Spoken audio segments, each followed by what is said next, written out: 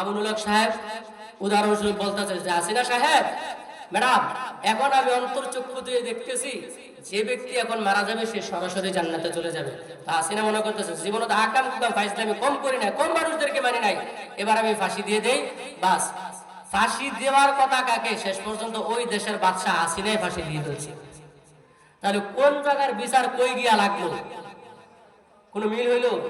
কোনো মিল হইলে না। তদ্রুপ ভাবে সুদের কারবারটা ওই যে বাচ্চার পীর সাহেবের খাতায় মোটা হয়ে গেছে, মোটা হওয়াতে তার কি লাভ হয়েছে না ক্ষতি হয়েছে? ক্ষতি হয়েছে। কি হয়েছে? তো সুদের কারবার যারা করে খুব আরামে তারামে, খুব শান্তি, ভিতরে গিয়ে দেখেন কোনো শান্তি নেই, ভিতরে গিয়ে কোনো শান্তি আছে? তাহলে সুদের কারবারের সাথে আমরা জড়িত থাকবো না। আর যদি কোনো সুদ করে দেখা যায় তাহলে তাদেরকে আমরা পাগল বলবো। ঠিক আছে ইনশাআল্লাহ? সংসদে একটা আইন হওয়ার দরকার আছে না নাই? চিৎকার মেরে বলুন নারায়ে তাকবীর। সকলে জোরে বলেন নারায়ে তাকবীর। আল কোরআনের আলো। সংসদে একটা আইন হওয়া দরকার, সেটা হলো সুদখোররা পাগল। চিৎকার মেরে বলুন সুদখোররা পাগল।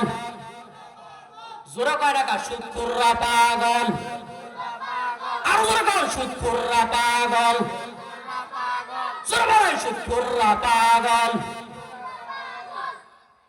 এই নিয়মটা যদি সংসদের মধ্যে জারি হয়ে যায় তাহলে আমাদের জন্য লাভ হবে না ক্ষতি হবে? লাভ হবে না ক্ষতি হবে? তাহলে আজকের পর থেকে ইনশাআল্লাহ আর আমরা সুদের সাথে জড়িত থাকবো। আল্লাহ পাক যেন কবুল করেন, বলেন আমিন। সময় আর 2 মিনিট রয়েছে, ছেড়ে দিচ্ছি আমি।